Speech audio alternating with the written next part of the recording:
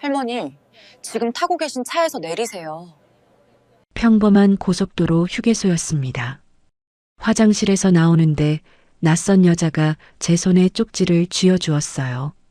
떨리는 손으로 쪽지를 펼쳤어요. 거기 적힌 내용을 보는 순간 저는 눈앞이 캄캄해졌습니다. 다리에 힘이 풀려 그 자리에 주저앉을 뻔했어요. 밖에서는 사위 민석이가 저를 기다리고 있었습니다. 아들처럼 믿었던 사위. 저는 그 남자의 차에 다시 올라타야 했어요. 72살 늙은 할머니가 어떻게 살아남았냐고요? 지금부터 그 이야기를 들려드리겠습니다.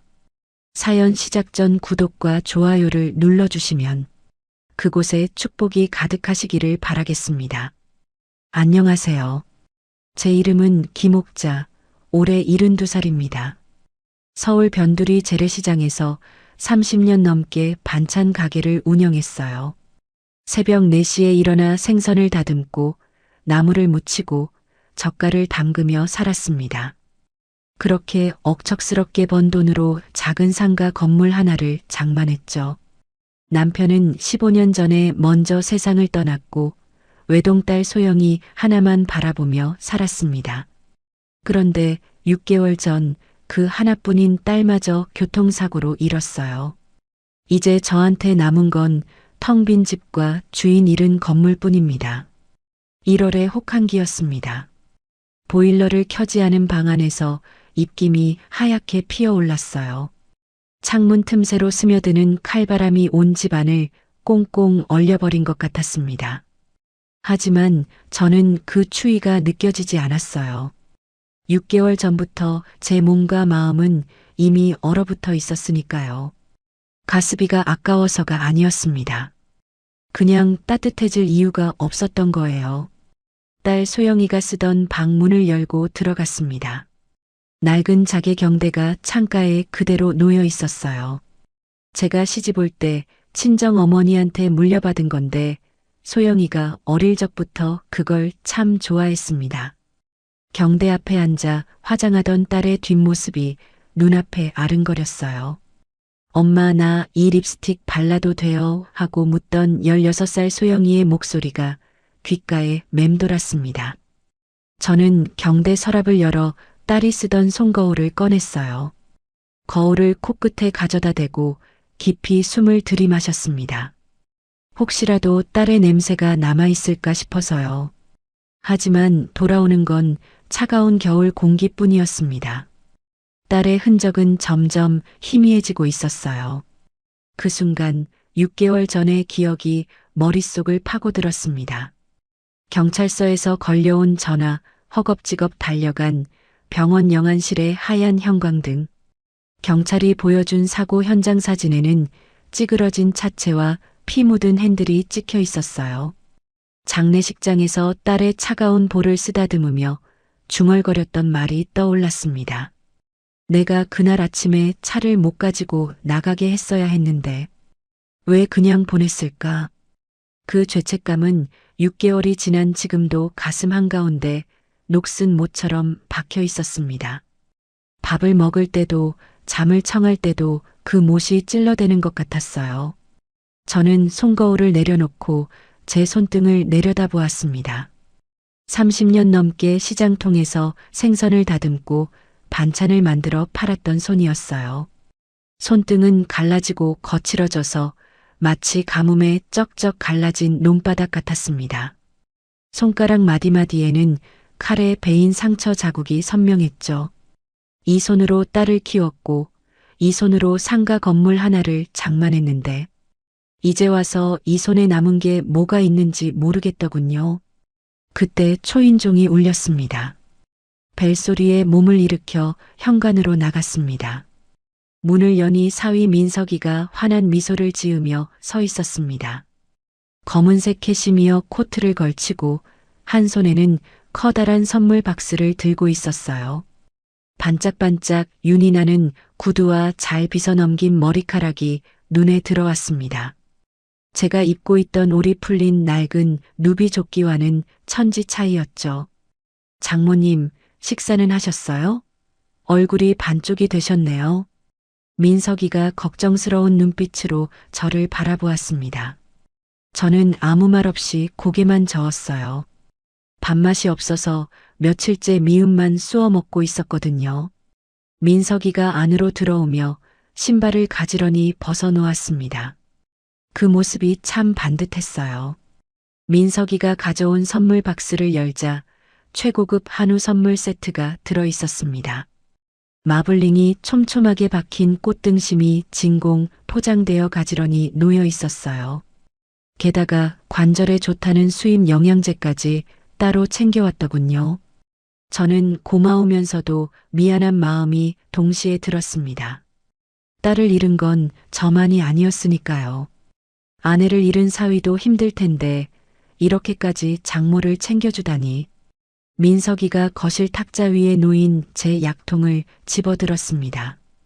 고혈압 약과 당뇨약이 들어있는 투명한 플라스틱 통이었어요.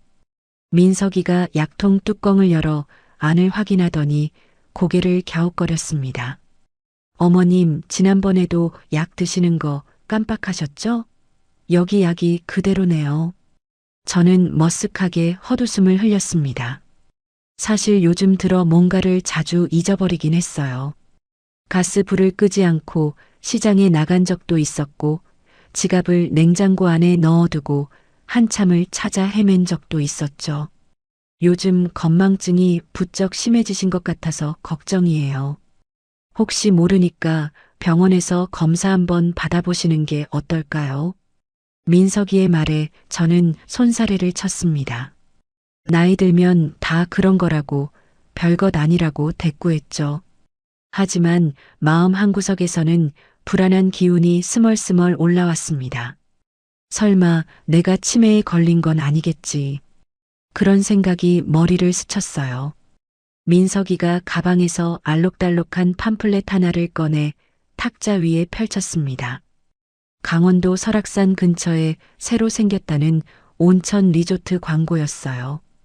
눈 덮인 산봉우리를 배경으로 김이 모락모락 피어오르는 노천탕 사진이 실려 있었습니다. 여기 물이 신경통에 그렇게 좋대요. 어머님 무릎도 안 좋으시잖아요. 제가 VIP로 예약해뒀습니다. 저는 펄쩍 뛰었습니다. 이 늙은이가 무슨 호강이냐며 손사래를 쳤어요. 돈도 많이 들 텐데 그런 데 가서 뭘 하겠느냐고 차라리 그 돈으로 내 밥이나 사 먹으라고 했습니다. 하지만 민석이는 물러서지 않았어요. 의자를 끌어당겨 제 옆에 앉더니 제 손을 꼭 잡았습니다. 그 손이 참 따뜻했어요. 소영이가 늘 그랬잖아요. 엄마 온천 한번 제대로 모시고 가는 게 소원이라고요. 그 말에 제 마음이 와르르 무너져 내렸습니다. 소영이가 생전에 정말 그런 말을 했었거든요. 엄마가 평생 고생만 했으니까 언젠가 꼭 좋은 데 모시고 가겠다고요. 그 약속을 지키지 못하고 먼저 가버린 딸 대신 사위가 그 약속을 지키려는 거였습니다. 코끝이 찡해지면서 눈시울이 뜨거워졌어요. 저는 한참을 망설이다가 결국 고개를 끄덕였습니다. 민석이의 얼굴에 환한 미소가 번졌어요. 그 미소가 어찌나 따뜻해 보이던지 저는 잠시나마 가슴속에 얼음이 녹는 것 같았습니다. 여행 전날 밤이었습니다. 민석이가 짐을 챙기러 집에 왔어요. 민석이가 안방 장롱을 열어 옷가지를 꺼내기 시작했습니다. 저는 거실에 앉아 그 모습을 지켜보았어요. 그러다 민석이가 갑자기 고개를 들어 저를 바라보았습니다. 아, 어머님. 리조트 VIP 등록하고 입실 수속 미리 하려면 어머님 인감이랑 신분증, 통장 사본이 필요해요. 저는 고개를 갸웃거렸습니다. 온천 가는데 인감도장이 왜 필요하지? 그냥 신분증만 있으면 되는 거 아닌가? 평소 돈 계산에 철두철미했던 제 습관이 고개를 들었어요. 도장은 내가 가져가면 되지. 민석이의 표정이 살짝 굳었습니다. 하지만 금세 서운한 얼굴로 바뀌더군요. 눈썹 끝이 축 처지고 입술이 삐죽 나왔어요. 저 못 믿으세요? 제가 아들 노릇하려는데 그러시면 섭섭하죠. 그 말에 제 마음이 흔들렸습니다. 딸을 잃은 뒤로 저는 이 세상에 혼자 남겨진 것 같았어요. 친척들도 장례식 이후로는 연락이 뜸해졌고 시장 동료들도 저를 불쌍한 눈으로만 바라볼 뿐이었죠. 이제 의지할 건 사위뿐이라는 생각이 들었습니다. 저는 장롱 깊숙한 곳에서 인감도장과 통장을 꺼냈습니다. 민석이에게 건네주면서도 마음 한구석이 찜찜했지만 그 찜찜함을 애써 무시했어요. 설마 사위가 무슨 나쁜 마음을 품겠어. 내가 너무 의심이 많은 거야. 딸이 살아있을 때도 민석이를 그렇게 믿었잖아. 스스로를 그렇게 타일렀습니다. 민석이가 인감도장과 통장을 받아들고 안방으로 들어갔습니다. 문을 반쯤 닫고 짐을 싸기 시작했어요. 부스럭거리는 소리가 한참 동안 들려왔습니다. 뭘 그렇게 오래 싸나 싶었지만 물어보지는 않았어요. 민석이의 그림자가 방문 유리에 비쳤다 사라지기를 반복했어요. 한참 뒤에 민석이가 커다란 여행 가방을 들고 나왔습니다. 갈아입으실 옷이랑 상비약은 가다가 휴게소에서도 꺼내 쓸 수 있게 트렁크 말고 뒷좌석에 실어둘게요. 출발 당일 아침이 밝았습니다. 민석이가 일찍 와서 저를 데리러 왔어요. 현관에서 신발을 신으려는데 민석이가 손바닥에 알약 2알을 올려놓고 내밀었습니다. 출발 전에 드세요. 고함량 비타민이에요. 장거리 이동에 지치실까봐 가져왔어요. 저는 별 의심 없이 그 알약을 받아 물과 함께 삼켰습니다. 목구멍으로 넘어가는 알약이 유난히 쓴 것 같았지만 그냥 원래 그런가 보다 했어요. 민석이가 제 팔을 부축하며 집 밖으로 나왔어요. 마침 동네 이웃인 박 여사가 쓰레기를 버리러 나왔다가 우리를 보고 손을 흔들었습니다. 민석이가 박 여사를 향해 큰 소리로 인사했어요. 안녕하세요. 장모님 모시고 2박 3일 푹 쉬다 오겠습니다. 박 여사가 부럽다는 표정으로 저를 바라보며 효자 사위를 뒀다고 엄지손가락을 치켜 세웠습니다. 저는 멋쩍게 웃으며 민석이의 차에 올라탔어요. 조수석에 앉자마자 민석이가 제 핸드폰을 가리켰습니다. 어머님 폰 배터리가 없네요. 가는 동안 충전하게 주세요. 저는 핸드폰을 건넸습니다. 민석이가 충전 케이블에 핸드폰을 연결하더니 그걸 대시보드 서랍 안에 넣고 딱 닫아버렸어요. 저는 좀 이상하다 싶었지만 내비게이션이 방해되나 보다 하고 그냥 넘겼습니다. 차가 고속도로에 오르자 갑자기 눈꺼풀이 천근만근 무거워지기 시작했어요. 아까 먹은 비타민 때문인가 이상하게 졸음이 쏟아졌습니다. 눈을 떠보려고 애를 썼지만 소용이 없었어요. 히터 바람이 따뜻하게 얼굴을 스치고 창밖으로는 하얀 눈 덮인 들판이 흐릿하게 스쳐 지나갔어요. 마지막으로 본 건 운전대를 잡은 민석이의 옆모습이었어요. 백미러에 비친 그의 입꼬리가 살짝 올라가 있는 것 같았지만 그게 미소인지 다른 무엇인지 확인할 새도 없이 저는 깊은 잠속으로 빠져들었습니다. 꿈인지 현실인지 모를 어둠 속에서 딸 소영이의 목소리가 아득하게 들려왔습니다. 엄마 조심해. 하지만 저는 그 경고의 의미를 알 수 없었습니다. 그저 따뜻한 차 안에서 좋은 사위가 모시고 가는 효도 여행의 설렘 속에 잠겨 있을 뿐이었죠. 그때까지만 해도 저는 몰랐어요. 이 여행의 목적지가 온천 리조트가 아니라는 것을, 그리고 내 딸의 죽음이 단순한 교통사고가 아니었다는 것을요. 차가 멈추는 느낌에 눈이 번쩍 떠졌습니다. 차 문이 열리면서 차가운 바람이 확 밀려 들어왔어요. 저는 깜짝 놀라 몸을 움츠렸습니다. 여기가 어디지? 머리가 멍하고 입안이 바짝 말라 있었어요. 마치 술에 취했다가 깬 것처럼 온몸이 천근만근이었습니다. 목이 뻣뻣하고 손발의 감각이 잘 느껴지지 않았어요. 장모님, 휴게소 도착했어요. 화장실 다녀오세요. 민석이의 목소리가 들렸습니다. 저는 고개를 돌려 창밖을 바라보았어요. 영동 고속도로 어딘가에 있는 대형 휴게소였습니다. 주차장에는 차들이 빼곡하게 들어차 있었고 사람들이 분주하게 오가고 있었어요. 점심시간이 다 되어서인지 휴게소 건물 앞이 북적거렸습니다. 시계를 보니 12시 반이 조금 넘었어요. 서울에서 출발한 게 9시쯤이었으니 3시간 넘게 잠든 거였습니다. 저는 비틀거리며 차에서 내렸습니다. 다리에 힘이 제대로 들어가지 않았어요. 아까 그 비타민 때문인가 이상하게 몸이 축 처지고 정신이 몽롱했습니다. 비타민을 먹고 이렇게 된 적은 평생 처음이었어요. 화장실 다녀오시고 식당가 안쪽 4번 테이블에 계세요. 제가 따뜻한 커피 사올게요. 민석이가 차 문을 잠그며 말했습니다. 그의 손에는 스마트키가 들려 있었어요. 저는 고개를 끄덕이고 휴게소 건물 쪽으로 걸어갔습니다. 휴게소 안은 사람들로 가득했어요. 각 구운 호두과자 냄새가 코끝을 간지렸고 어디선가 아이들의 웃음소리가 들려왔습니다. 가족 단위로 온 사람들이 옹기종기 모여 앉아 밥을 먹고 있었어요. 할머니, 할아버지 손을 잡고 제잘거리는 아이들, 서로 반찬을 나눠 먹는 부부들. 저는 그 모습을 멍하니 바라보았습니다.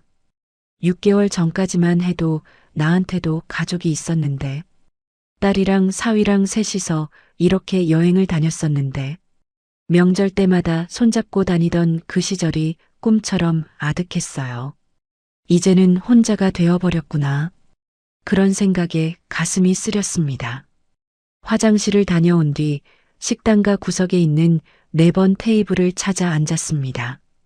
플라스틱 의자가 차가웠어요. 의자에 몸을 기대니 또다시 졸음이 밀려왔습니다. 눈꺼풀이 천근만근 무거웠어요. 저는 고개를 절레절레 흔들며 졸음을 쫓으려 했습니다. 뭔가 이상해. 비타민 먹고 이렇게 졸린 적이 없는데 불안한 마음이 스물스물 올라왔어요. 그때 누군가 제 테이블 옆을 지나갔습니다. 푸드코트 유니폼을 입은 젊은 여자였어요. 30살쯤 되어 보였습니다. 손에 행주를 들고 주변 테이블을 닦고 있었어요. 그 여자가 자꾸 제 주변을 맴돌았습니다. 처음에는 그냥 청소하는 줄 알았는데 이상하게 제 테이블 쪽만 계속 왔다 갔다 했어요. 뭔가 말을 걸고 싶어 하는 것 같기도 했습니다. 저는 신경이 쓰였지만 모른 척 했어요. 여자가 제 테이블로 다가왔습니다. 물컵을 하나 들고 있었어요. 얼굴을 자세히 보니 어디서 본 것 같기도 했습니다. 아닌가. 기억이 잘 나지 않았어요. 여자가 컵을 테이블 위에 놓으려는 순간 여자의 손이 흔들리더니 물이 왈칵 쏟아졌습니다.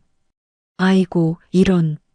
저는 깜짝 놀라 몸을 뒤로 빼며 소리쳤어요. 물이 테이블 위로 흥건하게 퍼졌습니다.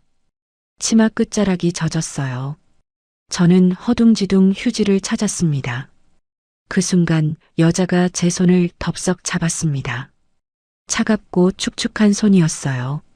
놀라서 고개를 들어보니 여자가 저를 똑바로 쳐다보고 있었어요. 그 눈빛이 너무나 간절하고 절박했습니다. 마치 무언가를 호소하는 것 같았어요. 할머니, 소리 내지 말고 제 말 들으세요. 여자가 속삭였습니다. 목소리가 떨리고 있었어요. 저는 그 자리에 얼어붙었습니다. 뭔가 심상치 않은 기운이 느껴졌어요. 여자가 행주로 테이블을 닦는 척하며 휴지 뭉치 밑에 뭔가를 슬쩍 밀어 넣었습니다. 꼬깃꼬깃 접힌 종이 한 장이었어요. 죄송합니다. 여자가 큰 소리로 사과하고는 후다닥 주방 쪽으로 사라졌습니다. 저는 멍하니 그 뒷모습을 바라보았어요. 무슨 일이지? 왜 저렇게 급하게 갔지? 심장이 두근거리기 시작했습니다. 여자의 눈빛이 자꾸 머릿속에 맴돌았어요. 분명히 뭔가 전하고 싶은 게 있는 눈빛이었습니다. 저는 주위를 살폈습니다. 아무도 이쪽을 보고 있지 않았어요. 저는 떨리는 손으로 휴지 뭉치를 들어 올렸습니다. 그 밑에 영수증 뒷면 같은 종이가 있었어요. 저는 종이를 집어들고 무릎 위에서 살짝 펼쳐보았습니다. 심장이 쿵쾅거렸어요. 종이에는 삐뚤빼뚤한 글씨가 급하게 적혀 있었어요. 지금 당장 사위차 뒷좌석 가방 안쪽 지퍼를 확인하세요. 다시 타면 죽습니다. 소영이 후배 지은 올림. 저는 그 글을 읽고 또 읽었습니다. 글자 하나하나가 눈에 박혔어요. 소영이.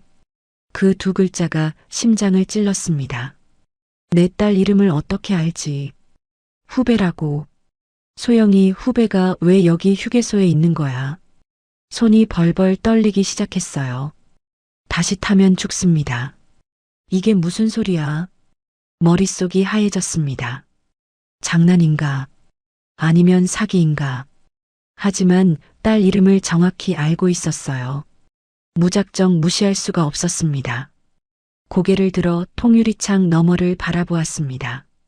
멀리 커피숍 앞에서 민석이가 커피를 주문하고 있었어요. 한 손으로 핸드폰을 귀에 대고 누군가와 통화하며 씩 웃고 있었습니다. 평소에는 그냥 보기 좋은 미소였는데 지금은 그 웃음이 갑자기 섬뜩하게 느껴졌어요. 무슨 얘기를 하는 거지? 혹시 요양원 사람이랑 통화하는 건가? 저 사람이 정말 내가 아는 사위 맞나? 마치 낯선 타인을 보는 것 같았습니다. 장례식장에서 소영이 관 앞에서 엉엉 울던 모습이 떠올랐어요. 그것도 다 연기였던 걸까? 민석이가 커피를 받아들고 이쪽으로 걸어오기 시작했어요. 시간이 없었습니다. 저는 벌떡 일어났어요. 확인해야 해. 직접 눈으로 봐야 해. 설마 정말 그런 게 있겠어. 장난이거나 오해일 거야. 하지만 확인은 해봐야 했습니다. 다리가 후들거렸지만 주차장 쪽으로 걸음을 옮겼습니다. 최대한 자연스럽게, 그냥 바람 쐬러 나가는 것처럼 핸드백 안주머니를 더듬었어요. 습관처럼 넣어 다니던 예비 스마트키가 손에 잡혔습니다. 딸이 만약을 위해 하나 더 만들어준 거였죠. 엄마 깜빡깜빡하니까 하나 더 있어야 해요 하며 웃던 소영이 얼굴이 떠올랐어요. 저는 그 키를 꽉 쥐고 주차장으로 나갔습니다. 민석이의 검은색 세단이 저 끝에 주차되어 있었어요. 저는 주변을 살피며 빠르게 걸었습니다. 다행히 이 구역에는 사람이 별로 없었어요. 심장이 미친 듯이 뛰었습니다. 혹시 민석이가 따라왔으면 어쩌지. 뒤를 돌아보았지만 아무도 없었어요. 차 앞에 도착해서 키 버튼을 눌렀습니다. 찰칵 소리와 함께 문이 열렸어요. 뒷좌석 문을 열었습니다. 어젯밤 민석이가 싸둔 커다란 여행 가방이 좌석 위에 놓여 있었어요. 가방이 유난히 크고 묵직해 보였습니다. 온천 2박 3일 여행에 이렇게 큰 가방이 필요한가? 의문이 들었어요. 저는 가방 지퍼에 손을 댔습니다. 손이 너무 떨려서 지퍼가 제대로 잡히지 않았어요. 제발 아무것도 아니길. 그냥 옷가지만 있길. 속으로 빌면서 지퍼를 열었습니다. 가방 안에는 겉옷 몇 벌이 접혀 있었어요. 저는 옷을 들춰보았습니다. 그 아래에 뭔가 더 있었어요. 손에 뭔가 푹신한 게 잡혔습니다. 꺼내보니 비닐에 포장된 성인용 기저귀 뭉치였어요. 저는 눈을 의심했습니다. 기저귀가 왜 여기서 나와? 온천 여행 가는데 기저귀가 왜 필요해? 등골이 서늘해졌습니다. 다시 손을 넣었습니다. 이번에는 약통이 나왔어요. 라벨을 읽어보니 수면제였습니다. 병원에서 처방받는 강한 수면제. 아까 먹은 그 비타민이 이거였구나. 온몸에 소름이 돋았어요. 그 옆에는 낯선 옷이 접혀 있었어요. 펼쳐보니 환자복이었습니다. 등 쪽에 끈으로 묶게 되어 있는 요양원에서나 보던 그런 옷이요. 저는 손이 떨려서 옷을 놓칠 뻔했습니다. 손이 더 깊이 들어갔습니다. 서류 봉투가 하나 만져졌어요. 꺼내서 열어보았습니다. 안에는 몇 장의 서류가 들어 있었어요. 맨 위에 있는 종이의 제목이 눈에 들어왔습니다. 정신요양원 입소 동의서. 저는 숨이 턱 막혔습니다. 눈앞이 캄캄해지는 것 같았어요. 서류를 자세히 읽어보았습니다. 입소자 성명 기목자, 생년월일까지 정확히 적혀 있었어요. 보호자란에 이미 도장이 찍혀 있었습니다. 제 인감도장이었어요. 어젯밤 민석이한테 맡긴 바로 그 도장. 그리고 그 아래 진단서가 첨부되어 있었습니다. 알츠하이머성 치매로 인한 자기결정 능력 상실, 보호자에 의한 입소 동의. 제가 한 번도 가본 적 없는 병원 이름이 적혀 있었어요. 위조된 서류였습니다. 다리에 힘이 풀렸습니다. 차 문을 붙잡고 간신히 몸을 지탱했어요. 이게 무슨 짓이야? 멀쩡한 사람을 치매 환자로 만들어서 요양원에 가두려고. 그러고는 내 재산을 다 빼앗으려고. 사위가, 내가 믿었던 사위가, 어젯밤에 그렇게 다정하게 웃으며 짐을 싸주던 그 사람이, 효도 여행이라며 손을 잡아주던 그 사람이, 속이 뒤집어지는 것 같았어요. 그 순간 딸 소영이의 얼굴이 떠올랐습니다. 소영아, 이 인간이 이런 놈이었어. 내가 살아있을 때 눈치챘어야 했는데, 내가 이런 남자한테 시집간 줄도 모르고 나는 좋다고 웃었구나. 눈물이 왈칵 쏟아졌어요. 분노와 슬픔과 배신감이 한꺼번에 밀려왔습니다. 정신을 차려야 했습니다. 여기서 울고 있을 때가 아니야. 도망쳐야 해. 저는 눈물을 소매로 훔치고 서류를 다시 봉투에 넣어 가방에 쑤셔 넣었어요. 흔적을 남기면 안 됐습니다. 그러다 문득 아까 민석이가 가져간 제 핸드폰이 생각났습니다. 경찰에 신고하려면 전화기가 필요했어요. 저는 재빨리 조수석 문을 열었어요. 대시보드 서랍을 거칠게 열었습니다. 충전기에 연결된 제 핸드폰이 있었어요. 저는 핸드폰을 낚아채 외투 주머니에 깊숙이 쑤셔 넣었습니다. 심장이 터질 것 같았어요. 바로 그때 멀리서 민석이의 목소리가 들렸어요. 장모님. 고개를 들어보니 민석이가 커피 2잔을 들고 주차장 쪽으로 걸어오고 있었습니다. 그의 얼굴에는 아직도 다정한 미소가 걸려 있었어요. 하지만 이제 그 미소가 악마의 가면처럼 보였습니다. 우리 사이의 거리는 30m쯤. 도망칠 시간이 없었어요. 어떻게 해야 하지? 저는 빠르게 머리를 굴렸습니다. 30년 시장 장사로 다져진 눈치가 필요한 순간이었어요. 저는 재빨리 뒷좌석 문을 닫고 차에서 물러났습니다. 손이 떨려서 문을 닫는 소리가 생각보다 크게 났어요. 아무렇지 않은 척해야 해. 들키면 안 돼. 30년 시장 장사로 단련된 배짱을 총동원했습니다. 얼굴에 억지로 미소를 끌어올렸어요. 입꼬리가 바들바들 떨렸지만 꾹 참았습니다. 이악 물고 평소처럼 굴어야 했어요. 민석이가 성큼성큼 다가왔습니다. 손에 들린 커피잔에서 김이 모락모락 피어오르고 있었어요. 그 얼굴에는 여전히 다정한 미소가 걸려 있었습니다. 어젯밤까지만 해도 저렇게 좋아 보이던 미소가 이제는 소름이 끼칠 정도로 섬뜩했어요. 저 미소 뒤에 얼마나 많은 계산이 숨어 있었던 걸까? 속이 메스꺼웠습니다. 장모님, 여기 계셨네요. 차에서 뭐 찾으세요? 민석이가 물었습니다. 목소리는 평소처럼 부드러웠지만 저는 그 속에 숨겨진 날카로움을 감지했어요. 아니, 감지한 것 같았습니다. 이제 저 사람의 모든 말과 행동이 의심스러웠어요. 아이고, 목이 말라서 물 좀 마시려고 했어. 아까 생수 뒀잖아. 저는 최대한 평범하게 대답했습니다. 목소리가 떨리지 않게 조심했어요.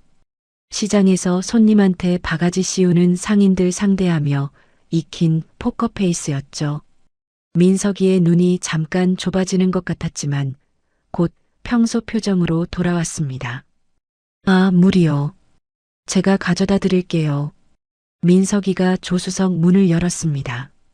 대시보드 서랍 쪽으로 손이 갔어요. 저는 심장이 덜컥 내려앉았습니다. 핸드폰.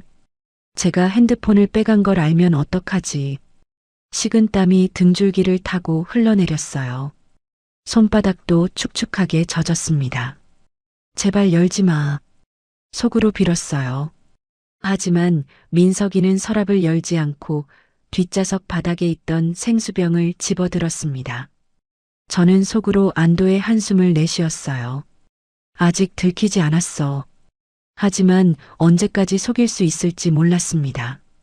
시간이 없었어요. 자, 드세요. 민석이가 생수병을 건넸습니다.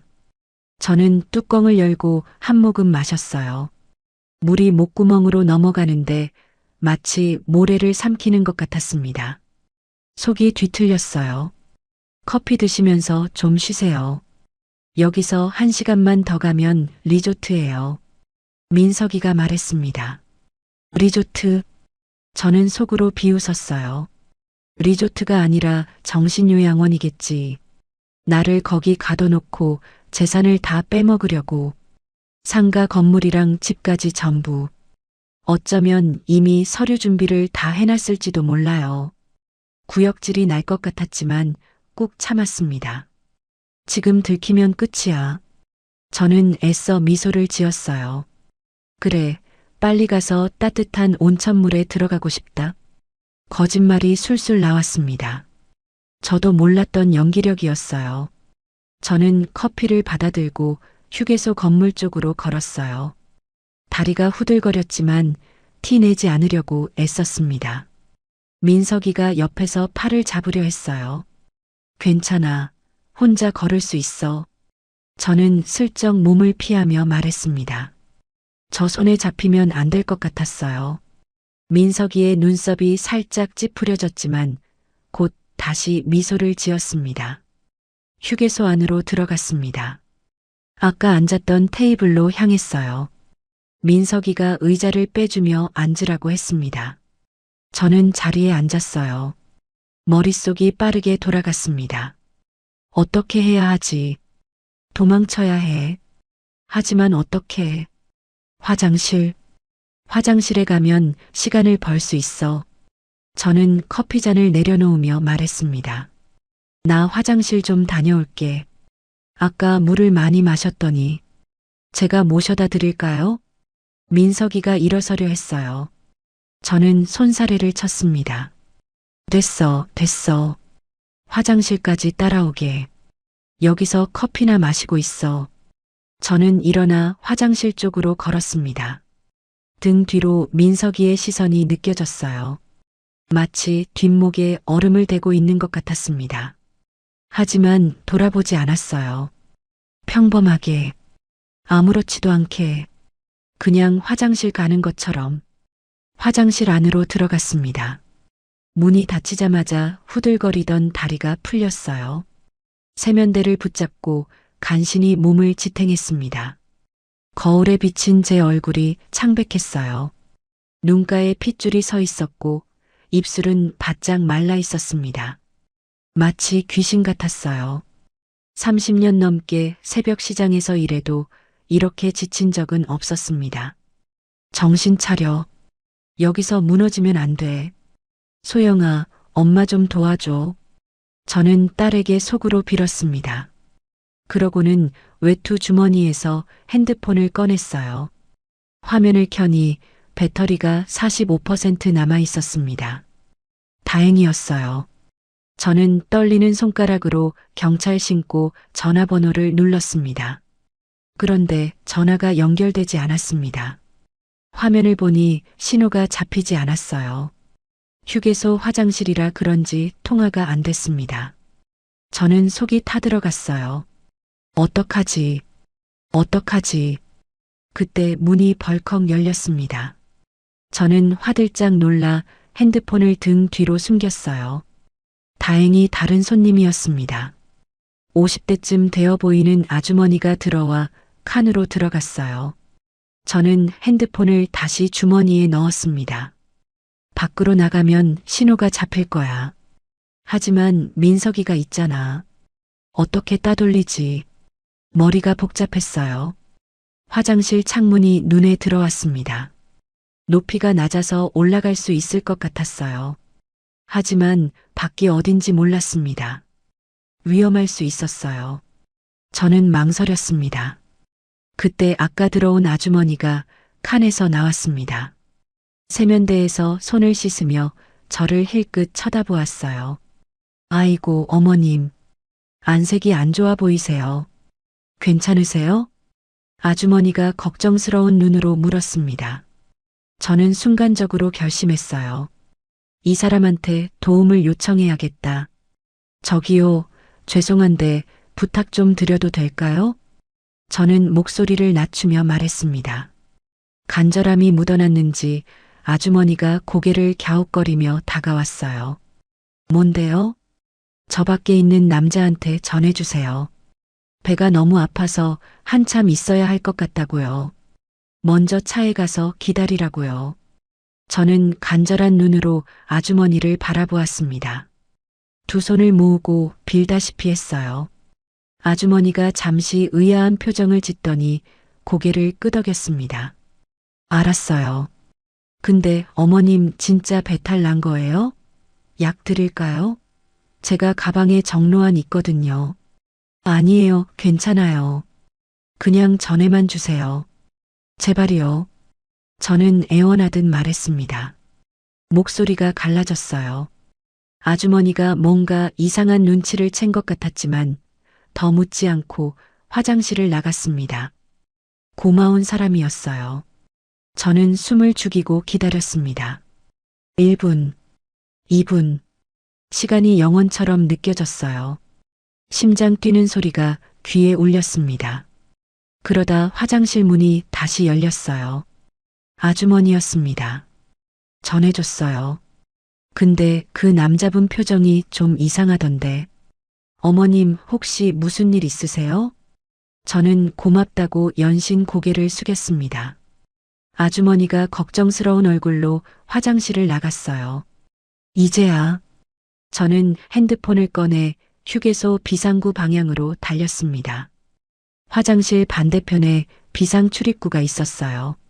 문을 밀고 나가니 휴게소 뒤편 주차장이 나왔습니다. 여기서는 신호가 잡혔어요. 저는 다시 경찰에 전화를 걸었습니다. 신호음이 울렸어요. 1번, 2번, 3번. 제발 받아주세요. 손에 핸드폰을 쥔 채 기도했습니다. 112입니다. 무엇을 도와드릴까요? 전화가 연결되었습니다. 저는 울음이 터질 것 같았어요. 무릎에 힘이 풀렸지만 겨우 버텼습니다. 살려주세요. 사위가 저를 정신요양원에 가두려고 해요. 위조 서류까지 만들어서요. 지금 영동 고속도로 휴게소에 있어요. 저는 숨가쁘게 말했습니다. 목소리가 떨렸어요. 말이 뒤죽박죽 나왔지만 일단 다 쏟아냈습니다. 진정하시고 천천히 말씀해 주세요. 정확한 위치가 어디신가요? 횡성 방향 휴게소요. 이름은 모르겠어요. 제발 빨리 와주세요. 그때 뒤에서 발소리가 들렸습니다. 장모님, 민석이의 목소리였어요. 저는 몸이 얼어붙었습니다. 고개를 돌려보니 민석이가 20m쯤 떨어진 곳에서 이쪽으로 걸어오고 있었어요. 그의 얼굴에서 다정한 가면이 벗겨지고 있었습니다. 눈빛이 차갑게 변해 있었어요. 전화 끊으세요. 민석이가 낮고 단호한 목소리로 말했습니다. 그건 제가 처음 듣는 목소리였어요. 등골이 오싹해졌습니다. 저는 핸드폰을 꽉 쥐고 뒤로 물러섰어요. 심장이 터질 것 같았습니다. 도망쳐야 해. 저는 몸을 돌려 주차장 쪽으로 뛰기 시작했어요. 장모님, 민석이의 고함이 뒤에서 들렸습니다. 발소리가 점점 가까워졌어요. 저는 있는 힘껏 달렸습니다. 72살 늙은 다리가 비명을 질렀지만 멈출 수 없었어요. 살아야 했습니다. 주차장에 세워진 관광버스가 보였습니다. 흰색 버스 옆면에 여행사 이름이 적혀 있었어요. 승객들이 버스에 오르고 있었습니다. 대부분 저보다 나이가 많아 보이는 노인들이었어요. 아마 어르신들 단체 여행인 것 같았습니다. 저는 그쪽으로 달려갔어요. 저기요, 저 좀 태워주세요. 저는 버스 문 앞에서 소리쳤습니다. 버스 기사가 의아한 표정으로 저를 바라보았어요. 50대 중반쯤 되어 보이는 남자였습니다.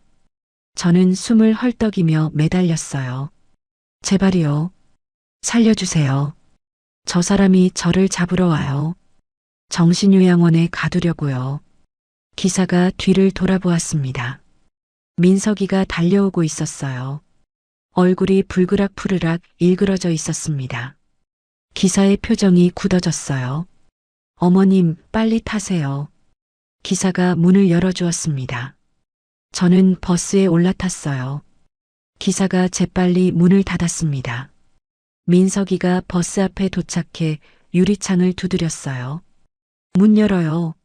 저 사람 치매 환자예요. 제 장모님이라고요. 민석이가 소리쳤습니다. 유리창을 주먹으로 쾅쾅 두드렸어요. 하지만 기사는 문을 열지 않았습니다. 저를 한번 쳐다보더니 고개를 끄덕였어요. 걱정 마세요, 어머님. 기사가 나지막이 말하고는 버스 시동을 걸었습니다. 버스 안의 승객들이 웅성거렸어요. 무슨 일이냐고 묻는 사람도 있었고 창밖에 민석이를 가리키며 수군거리는 사람도 있었습니다. 버스가 천천히 움직이기 시작했어요.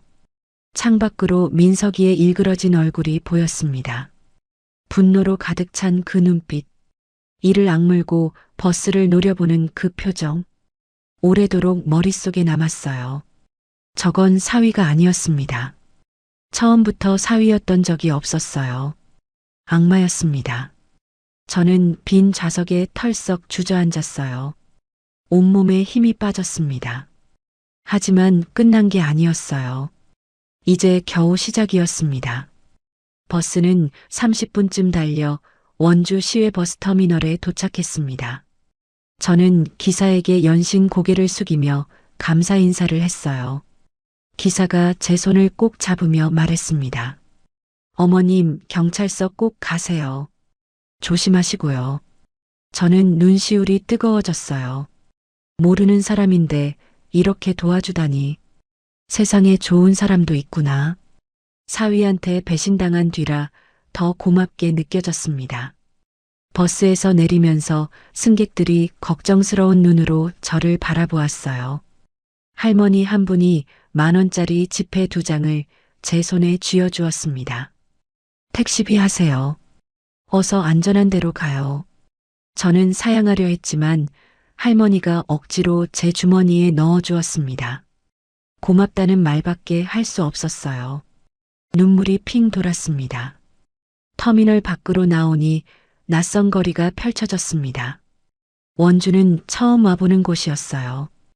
회색 건물들이 늘어서 있었고 간판들이 바람에 덜컹거렸습니다. 어디로 가야 할지 막막했어요. 일단 경찰서를 찾아야 했습니다. 아까 신고했으니까 경찰이 알아서 처리해 주겠지. 저는 그렇게 생각했어요. 지나가는 행인에게 경찰서 위치를 물었어요. 걸어서 15분 거리라고 했습니다. 저는 후들거리는 다리를 이끌고 걸었어요. 1월의 찬바람이 얼굴을 때렸지만 추운 줄도 몰랐습니다. 오히려 머리가 맑아지는 것 같았어요. 살았다. 일단 살았어. 그 생각뿐이었습니다. 원주경찰서에 도착했습니다. 빨간 벽돌로 지어진 오래된 건물이었어요. 민원실 문을 열고 들어가니 경찰관 몇 명이 책상에 앉아 일하고 있었습니다. 형광등 불빛 아래 서류 뭉치와 컴퓨터 모니터가 늘어서 있었어요. 저는 가장 가까운 경찰관에게 다가갔습니다. 다리가 아직도 후들거렸지만 꾹 참았어요. 저기요, 아까 신고한 사람인데요. 사위가 저를 정신요양원에 가두려고 했어요. 경찰관이 고개를 들어 저를 바라보았습니다. 30대 초반쯤 되어 보이는 젊은 남자였어요. 그가 의아한 표정을 지었습니다. 아, 영동 고속도로 휴게소에서 신고하신 분이세요? 네, 맞아요. 제가 직접 증거도 봤어요. 입소 동의서랑 위조된 치매 진단서요. 저는 숨 가쁘게 말했습니다. 경찰관이 컴퓨터 화면을 들여다보더니 뭔가를 확인했어요. 그러더니 표정이 묘하게 변했습니다. 뭔가 난처한 표정이었어요. 어머님, 일단 여기 앉으세요. 경찰관이 의자를 권했습니다. 저는 앉으면서 불안한 예감이 들었어요. 뭔가 잘못됐어. 경찰관의 눈빛이 아까와 달랐습니다. 처음에는 걱정스러운 눈빛이었는데 지금은 뭔가를 의심하는 눈빛이었어요. 마치 헛소리하는 노인네를 보는 것 같은 눈빛이었습니다. 어머님 성함이 김옥자 씨 맞으시죠? 네, 맞아요. 혹시 최민석 씨가 어머님 사위분 맞으세요? 네, 그놈이 저를 속여서 여기까지 끌고 온 거예요. 저는 목소리를 높였습니다. 그런데 경찰관이 난감한 얼굴로 동료를 쳐다보았어요. 뭔가 눈짓을 주고받는 것 같았습니다. 저는 불안해졌어요. 무슨 일이에요? 왜 그래요? 어머님, 저희한테 이미 연락이 왔어요. 1시간쯤 전에요. 경찰관이 조심스럽게 말했습니다. 저는 심장이 덜컥 내려앉았어요. 뭐라고요? 누가요? 최민석 씨요. 치매를 앓고 계신 장모님이 휴게소에서 실종됐다고요. 아주 걱정되는 목소리로 전화하셨더라고요. 위치 추적 좀 해달라고 하시더군요. 저는 귀를 의심했습니다. 뭐라고? 치매라고. 그놈이 먼저 손을 썼구나. 내가 도망치자마자 경찰에 신고한 거야. 온몸에서 힘이 빠졌어요. 이럴 줄 알았으면 버스에서 바로 서울로 갔어야 했는데 후회가 밀려왔습니다. 거짓말이에요. 저 치매 아니에요. 그놈이 저를 치매 환자로 만들려고 서류를 위조한 거라고요. 저는 벌떡 일어나 소리쳤습니다. 경찰관들이 당황한 표정을 지었어요. 민원실에 있던 다른 사람들도 이쪽을 쳐다보았습니다. 어머님, 진정하세요. 일단 앉으세요. 경찰관이 저를 진정시키려 했어요. 하지만 저는 진정할 수 없었습니다. 진정하라고요? 그놈이 저를 잡으러 올 거라고요. 제발 믿어주세요. 저는 울먹이며 말했습니다. 하지만 경찰관들의 눈빛은 이미 달라져 있었어요. 저를 치매 환자 취급하는 눈빛이었습니다. 마치 정신 나간 노인네를 보는 것 같은 눈빛. 억울해서 미칠 것 같았어요. 그때 민원실 문이 열리며 누군가 들어왔습니다. 고개를 돌려보니 민석이었어요. 저는 숨이 턱 막혔습니다. 어떻게 벌써 휴게소에서 여기까지 30분밖에 안 걸렸는데 아마 차로 쫓아온 거겠죠. 민석이의 얼굴에는 걱정스러운 표정이 가득했어요. 눈가에 눈물까지 글썽이고 있었습니다. 완벽하게 연기하고 있었어요. 저렇게 눈물까지 흘릴 줄이야. 소름이 돋았습니다. 장모님, 여기 계셨군요. 얼마나 찾았는지 몰라요. 민석이가 저에게 다가왔습니다. 팔을 벌리고 마치 반가운 것처럼 다가왔어요. 저는 뒤로 물러섰습니다. 의자가 넘어지며 쾅 소리가 났어요. 오지 마. 저리 가. 저는 비명을 질렀습니다. 민석이가 슬픈 표정을 지었어요. 경찰관들을 향해 고개를 숙였습니다. 죄송합니다. 저희 장모님이 치매 초기세요. 가끔 이렇게 혼란스러워 하세요. 민석이가 낮은 목소리로 말했습니다. 경찰관이 이해한다는 듯 고개를 끄덕였어요. 거짓말이에요. 이 사람 말 믿으면 안 돼요. 저는 필사적으로 외쳤습니다. 목이 터져라 소리쳤어요. 하지만 경찰관들은 오히려 민석이에게 동정 어린 눈빛을 보냈습니다. 며느리 잃고 치매 걸린 장모까지 모시느라 고생한다는 눈빛이었어요. 저는 너무 억울해서 눈물이 났습니다. 왜 아무도 내 말을 안 믿지? 왜 저 악마의 말만 믿는 거야? 장모님, 집에 가요. 약 드실 시간 됐어요. 민석이가 제 팔을 잡으려 했습니다. 그 손길이 너무 역겨웠어요. 저는 있는 힘껏 뿌리쳤습니다. 손대지 마. 경찰관님, 제발이요. 저 사람 차 뒷좌석에 증거가 있어요. 가방 안에 입소동의서랑 수면제가 있다고요. 확인만 해주세요. 저는 마지막 희망을 걸고 말했습니다. 떨리는 목소리로 애원했어요. 경찰관이 잠시 망설이는 것 같았습니다. 민석이의 표정이 살짝 굳어졌어요. 눈동자가 흔들렸습니다. 하지만 금세 슬픈 미소를 지었어요. 그거요? 장모님 치매약이랑 여행짐이에요. 저희 온천 여행 가는 길이었거든요. 민석이가 태연하게 대답했습니다. 저는 이가 갈렸어요. 저렇게 뻔뻔하게 거짓말을 하다니. 그때 제 핸드폰이 울렸습니다. 주머니에서 꺼내 화면을 보니 모르는 번호였어요. 민석이가 힐끗 쳐다보았습니다. 저는 몸을 돌려 전화를 받았어요. 여보세요? 할머니, 저예요. 휴게소에서 쪽지 드린 지은이요. 지금 어디세요? 낯익은 목소리였어요. 아까 그 젊은 여자. 소영이 후배. 심장이 쿵쾅거렸습니다. 저는 목소리를 낮추며 대답했어요.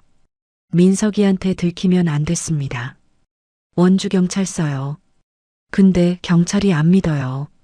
민석이가 먼저 신고해서 제가 치매 환자로 되어 있대요. 전화기 너머로 한숨소리가 들렸어요. 지은이도 예상했던 것 같았습니다. 역시 그럴 줄 알았어요. 그 남자 치밀해요. 거기 나오세요. 제가 증거 보여드릴게요. 소영 언니 죽음에 대해서요. 저는 심장이 멎는 것 같았습니다. 소영이 죽음. 증거. 무슨 말이지? 머릿속이 복잡해졌어요. 무슨 소리예요? 소영이가 어떻게 된 거예요? 지금은 말 못해요. 경찰서 뒤쪽 골목에서 기다릴게요. 혼자 오세요. 절대 그 남자한테 들키면 안 돼요. 전화가 끊어졌습니다. 저는 핸드폰을 꽉 쥐었어요. 손이 떨렸습니다. 소영아, 내 죽음에 뭔가 비밀이 있는 거니? 머릿속이 복잡해졌어요. 민석이가 다가왔습니다.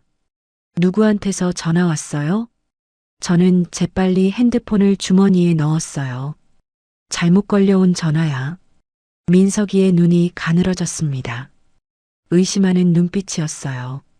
저는 시선을 피하며 경찰관에게 말했습니다. 화장실 좀 다녀올게요. 경찰관이 고개를 끄덕였어요. 저는 화장실 쪽으로 걸어갔습니다. 등 뒤로 민석이의 시선이 느껴졌어요. 따라오려는 것 같았지만 경찰관이 서류 작성에 대해 뭔가 물어보는 바람에 멈춰 섰습니다. 지금이야. 저는 화장실을 지나쳐 뒷문 쪽으로 빠르게 걸었어요. 심장이 터질 것 같았습니다. 들키면 안 돼. 제발. 뒷문을 열고 나오니 좁은 골목이 나왔어요. 쓰레기통들이 늘어서 있었고 음식점 환풍기에서 나오는 기름 냄새가 코를 찔렀습니다. 발밑에는 얼어붙은 물웅덩이가 있었어요. 저는 미끄러지지 않게 조심하며 주위를 둘러보았습니다. 골목 끝에 여자가 서 있었어요. 검은색 패딩 점퍼를 입고 불안한 표정으로 두리번거리고 있었습니다. 휴게소에서 쪽지를 건네준 그 사람이었어요. 할머니, 이쪽으로 빨리요. 지은이가 손짓했습니다. 저는 후들거리는 다리를 이끌고 그쪽으로 걸었어요. 발이 얼어서 감각이 없었습니다. 지은이가 제 팔을 잡고 골목 깊숙한 곳으로 이끌었어요. 건물과 건물 사이 좁은 틈새였습니다. 사람 눈에 잘 띄지 않는 곳이었어요. 시간 없어요. 그 남자 곧 눈치챌 거예요. 할머니 없어진 거 알면 바로 찾으러 올 거예요. 지은이가 급하게 말했어요. 저는 숨을 몰아쉬며 물었습니다. 아까 소영이 죽음에 대해 안다고 했잖아. 무슨 소리야? 내 딸한테 무슨 일이 있었던 거야? 지은이가 저를 똑바로 바라보았습니다. 그녀의 눈에 눈물이 고여 있었어요. 소영 언니 죽음은 사고가 아니에요. 브레이크 호스가 잘려 있었대요. 언니가 죽기 이틀 전에 저한테 연락했어요. 민석 오빠가 자기 차를 이상하게 만진 것 같다고요. 무서워하면서요. 저는 그 자리에 얼어붙었습니다. 브레이크 호스. 잘렸다고. 그러면 소영이는 사고사가 아니라 머릿속이 하얘졌어요. 다리에 힘이 풀려 벽에 기댔습니다. 살해당한 거야? 제 목소리가 떨렸습니다. 입술이 바들바들 떨렸어요. 지은이가 고개를 끄덕였습니다. 그녀의 눈에서 눈물이 뚝뚝 떨어졌어요. 네. 저도 확신은 없었어요. 증거가 없으니까요. 그런데 오늘 할머니를 보고 확신했어요. 그 남자는 악마예요. 소영 언니를 죽이고 이제 할머니까지 없애려고 하는 거예요. 저는 벽에 등을 기댄 채 천천히 주저앉았습니다. 소영아, 내가 그렇게 죽은 거였구나. 사고가 아니라 그놈한테 살해당한 거였어. 엄마가 복수해 줄게. 반드시. 가슴이 찢어지는 것 같았어요. 눈물이 멈추지 않았습니다. 하지만 울고만 있을 수는 없었어요. 저는 한참을 울었습니다. 지은이가 제 등을 토닥이며 기다려 주었어요. 차가운 골목 바닥에 주저앉아 있으니 엉덩이가 얼얼했지만 일어날 힘이 없었습니다. 내 딸이 남편한테 살해당했다니. 그것도 6개월 동안 몰랐다니. 엄마로서 자격이 없는 것 같았어요. 소영이가 죽기 전에 무서워했다는데 왜 나한테는 연락 안 했을까? 혼자 얼마나 무서웠을까? 그 생각에 가슴이 찢어지는 것 같았습니다. 할머니, 여기 있으면 안 돼요. 그 남자가 찾으러 올 거예요. 지은이가 제 팔을 잡아 일으켰습니다. 저는 비틀거리며 일어났어요. 무릎이 시큰거렸지만 꾹 참았습니다. 눈물을 소매로 훔치고 심호흡을 했어요. 울고만 있을 때가 아니야. 정신 차려. 소영이 복수를 해야지. 어디로 가면 돼? 저는 목소리를 가다듬으며 물었습니다. 지은이가 골목 끝을 가리켰어요. 제 차가 저기 있어요. 일단 제 집으로 가요. 거기서 얘기해요.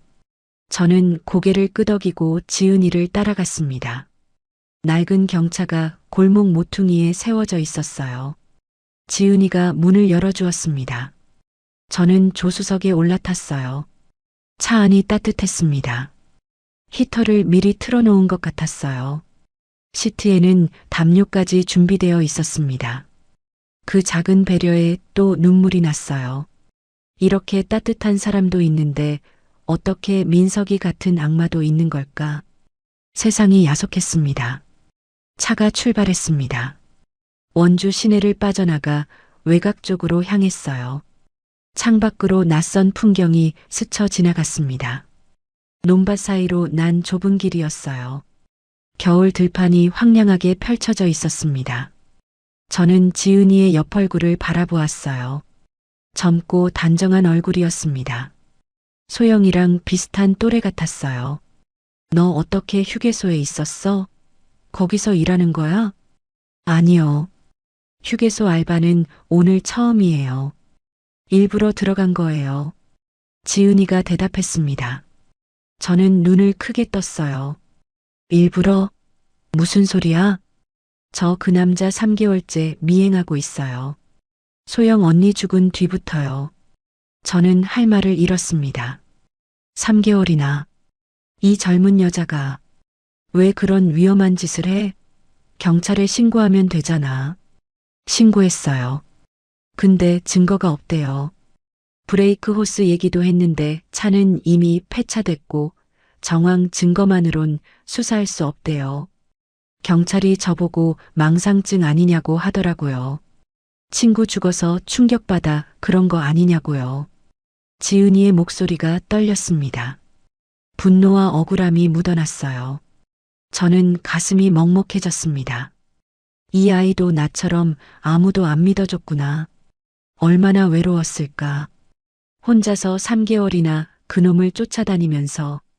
소영이랑 어떤 사이였어? 회사 선후배요. 소영 언니가 저 많이 챙겨줬어요. 밥도 사주고 고민 상담도 해주고 언니 같았어요. 저 부모님 일찍 돌아가셔서 혼자 사는데 언니가 가족처럼 대해줬어요. 지은이의 눈에 눈물이 고였습니다. 핸들을 잡은 손에 힘이 들어갔어요. 저는 가슴이 뭉클했습니다.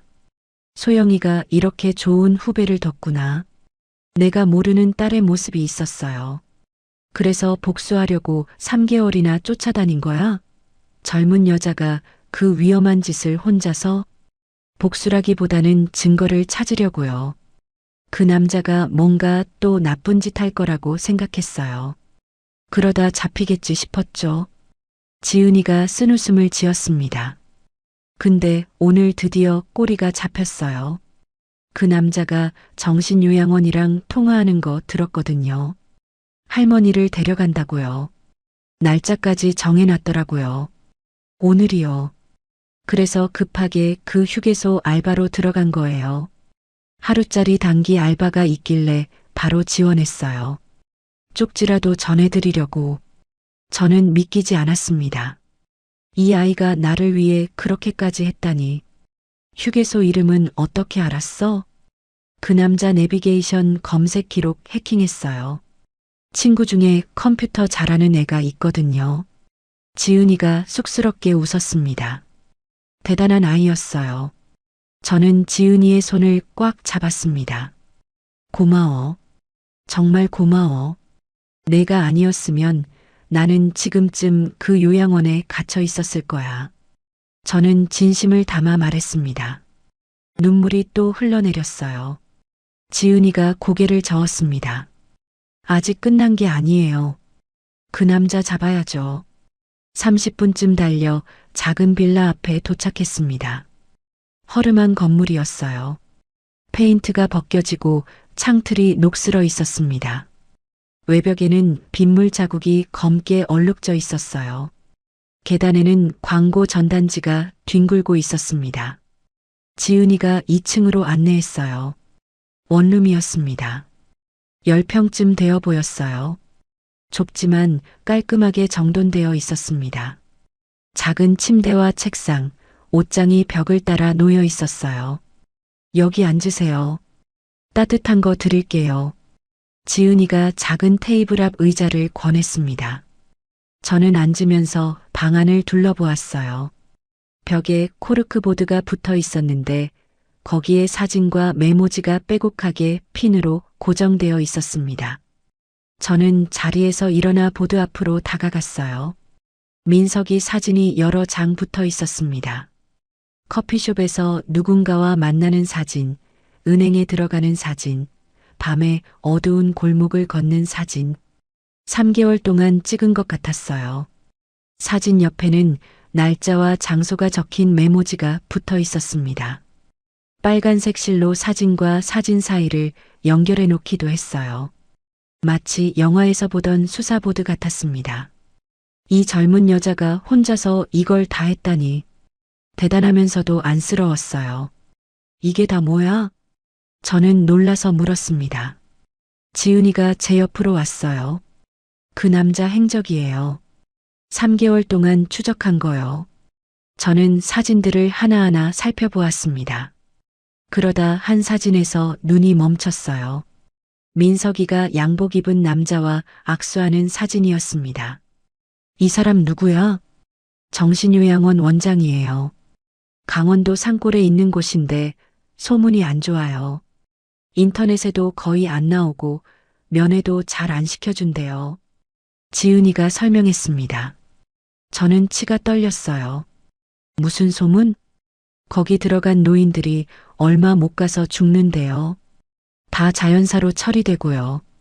병원이랑 짜고 사망진단서 위조한다는 소문도 있어요. 가족들한테 유산 받으려고 노인 가둬놓는 사람들이 주로 이용한대요. 저는 온몸에 소름이 돋았습니다. 그러니까 민석이는 나를 거기 가둬놓고 자연사 시킬 생각이었구나. 그러고 나서 내 재산을 다 가져가려고.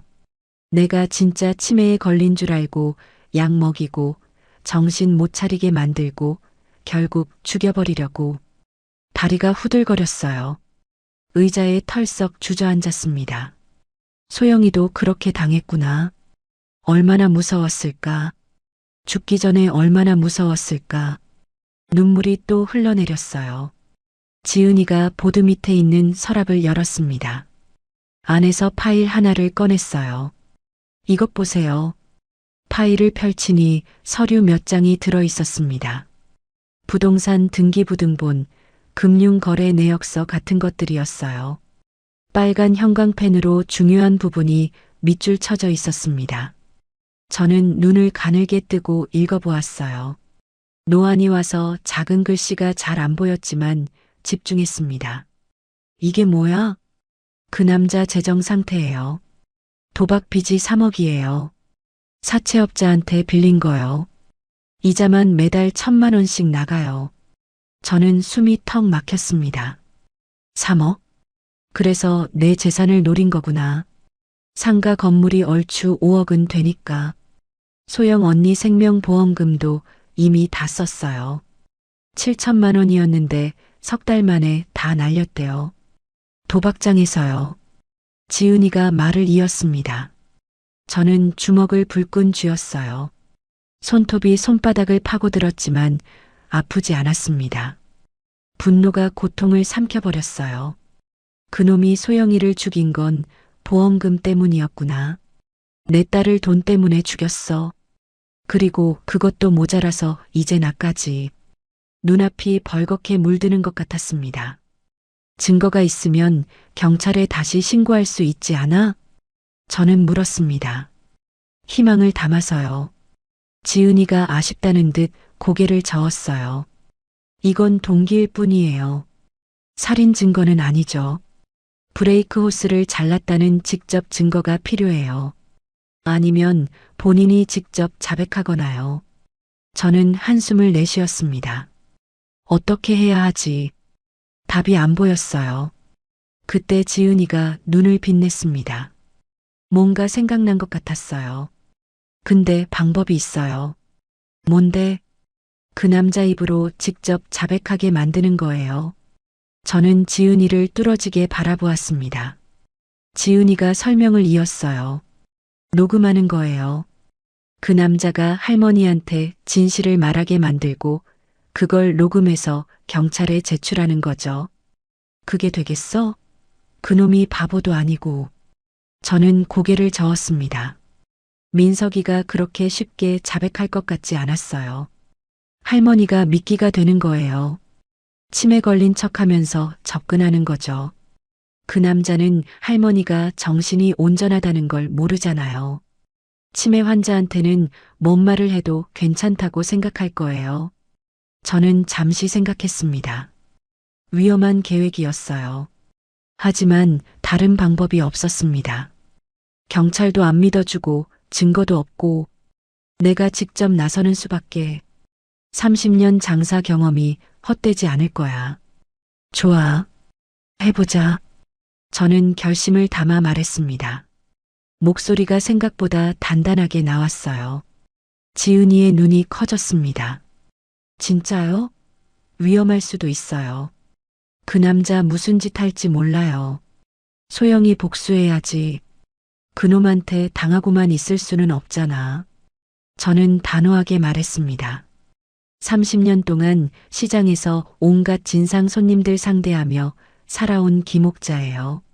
새벽 4시부터 일어나 생선 다듬고 손님한테 욕먹어가며 장사했어요. 쉽게 무너지지 않습니다. 그리고 무엇보다 엄마였어요. 자식 잃은 엄마가 얼마나 무서운지 그놈은 모를 거예요. 지은이가 제 손을 꼭 잡았습니다. 그녀의 눈에 결의가 서려 있었어요. 촉촉하게 젖은 눈이었지만 흔들림은 없었습니다. 같이 해요, 할머니. 소영 언니 복수 같이 해요. 끝까지요. 저는 고개를 끄덕였습니다. 이제 사냥감에서 사냥꾼이 될 차례였어요. 그놈이 덫을 놓았다면 나도 덫을 놓겠어. 더 큰 덫을. 72살 늙은이가 뭘 할 수 있겠냐고 얕봤다면 큰 오산이야. 창밖으로 해가 지고 있었습니다. 붉은 노을이 하늘을 물들였어요. 마치 피처럼 붉었습니다. 복수의 색깔 같았어요. 내일부터 본격적인 반격이 시작될 거예요. 소영아, 엄마가 반드시 그놈 잡아줄게. 내 원한 풀어줄게. 저는 속으로 굳게 다짐했습니다. 주먹을 불끈 쥐었어요. 손등에 핏줄이 붉어져 나왔습니다. 이제 전쟁이야.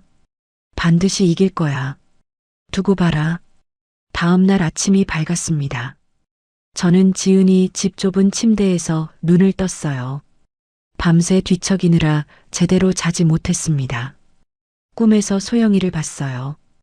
딸이 저를 붙잡고 울면서 말했습니다. 엄마, 그 사람 무서워. 저는 꿈속에서도 딸을 구하지 못했어요. 손을 뻗어도 닿지 않았습니다. 소영이가 점점 멀어지다가 어둠 속으로 사라졌어요. 그때 잠에서 깼습니다. 창문으로 아침 햇살이 들어오고 있었어요. 시계를 보니 7시 반이었습니다. 저는 몸을 일으켜 세수를 했어요. 거울에 비친 제 얼굴이 초췌했습니다. 눈 밑에 다크서클이 깊게 패여 있었어요. 오늘 해야 할 일을 생각하니 속이 울렁거렸습니다. 지은이가 아침을 차려주었습니다. 계란말이와 된장찌개였어요. 밥맛이 없었지만 억지로 먹었습니다. 오늘 할 일을 위해 힘을 내야 했으니까요. 할머니, 이거 5단에 붙이세요. 지은이가 손바닥만 한 검은색 기계를 건넸습니다. 소형 녹음기였어요. 단추처럼 생겼는데 안쪽에 접착제가 붙어 있어서 옷에 쉽게 부착할 수 있었습니다. 버튼 하나만 누르면 녹음이 시작된다고 했어요. 저는 녹음기를 받아들고 한참을 바라보았습니다. 이 작은 기계가 그놈을 잡는 열쇠가 될 거야. 손이 떨렸어요. 누르면 빨간 불이 들어와요. 그러면 녹음 중인 거예요. 배터리는 5시간 가니까 충분해요. 꼭 확인하세요. 지은이가 사용법을 알려주었습니다. 저는 몇 번이나 연습했어요. 떨리는 손가락으로 버튼을 누르고 빨간 불이 들어오는 걸 확인했습니다. 끄고 켜기를 10번은 반복했어요. 이제 연락해야죠. 지은이가 제 핸드폰을 가리켰습니다. 저는 심호흡을 하고 민석이 번호를 눌렀어요. 손가락이 떨려서 2번이나 잘못 눌렀습니다. 신호음이 울렸어요. 1번, 2번, 3번. 전화가 연결되었습니다. 심장이 목구멍까지 뛰어오르는 것 같았어요. 여보세요? 장모님? 민석이의 목소리가 들렸습니다. 놀란 것 같으면서도 반가운 척하는 목소리였어요. 뻔히 아는데도 속아 넘어갈 뻔했습니다. 저는 일부러 힘없는 목소리를 냈어요. 민석아, 나야. 어제 내가 왜 그랬는지 모르겠어. 정신이 혼미해서 그랬나 봐. 저는 최대한 치매 환자처럼 말했습니다. 말끝을 흐리고 중얼거리듯이요. 전화기 너머로 민석이가 숨을 고르는 소리가 들렸어요. 장모님, 지금 어디세요? 많이 걱정했어요. 잘 모르겠어. 어디 할머니 집인 것 같은데. 머리가 너무 아파. 저는 연기를 계속했습니다. 지은이가 옆에서 엄지를 치켜 세웠어요. 잘하고 있다는 신호였죠. 제가 모시러 갈게요. 위치 좀 보내주실 수 있어요? 민석이가 물었습니다. 저는 지은이를 쳐다보았어요. 지은이가 미리 정해둔 장소 주소를 종이에 써서 보여주었습니다. 원주역 앞이래. 여기 할머니가 거기까지 데려다 준대. 알겠어요. 1시간 안에 갈게요. 거기서 기다리세요. 전화가 끊어졌습니다. 저는 핸드폰을 내려놓고 긴 한숨을 내쉬었어요. 손바닥에 땀이 흥건했습니다. 잘하셨어요. 완전히 속은 것 같아요. 지은이가 말했습니다. 하지만 저는 마음이 놓이지 않았어요. 그놈이 그렇게 쉽게 속을까? 불안한 마음을 애써 눌렀습니다. 1시간 뒤 저는 원주역 앞 벤치에 앉아 있었어요. 1월의 찬바람이 뺨을 때렸지만 추운 줄 몰랐습니다. 긴장 때문이었어요. 지은이는 근처 카페 유리창 쪽 자리에 숨어서 상황을 지켜보고 있었습니다. 무슨 일이 생기면 바로 경찰에 신고하기로 했어요. 제 옷 안쪽에는 녹음기가 붙어 있었습니다. 속옷 위에 테이프로 단단히 고정했어요. 버튼은 이미 눌러놓았습니다. 빨간 불이 깜빡이고 있었죠. 이제 그놈만 오면 돼. 역 앞은 사람들로 붐볐어요. 여행 가방을 끌고 가는 사람, 커피를 들고 걸어가는 직장인, 부모 손을 잡은 아이들. 평화로운 일상이었습니다. 저만 전쟁터에 나온 기분이었어요. 검은색 세단이 역 앞에 멈췄습니다. 민석이가 차에서 내렸어요. 여전히 깔끔한 코트 차림이었습니다. 얼굴에는 걱정스러운 표정이 가득했어요. 연기인지 진심인지 모르겠지만 이제는 그 표정이 역겹기만 했습니다. 어제까지만 해도 저 얼굴을 아들처럼 바라봤는데 지금은 악마의 얼굴로밖에 안 보여요. 장모님, 민석이가 달려왔습니다. 제 손을 잡으려 했어요. 저는 일부러 멍한 표정을 지었습니다. 눈초점을 흐리고 입을 반쯤 벌렸어요. 시장에서 가끔 보던 치매 걸린 노인들 표정을 떠올리며 연기했습니다. 민석아, 내가 왔구나. 근데 여기가 어디야? 저는 두리번거리며 물었습니다. 민석이의 눈이 반짝였어요. 속았다는 표정이었습니다. 괜찮으세요? 제가 모시고 갈게요. 민석이가 제 팔을 잡고 차 쪽으로 이끌었습니다. 저는 일부러 비틀거리며 따라갔어요.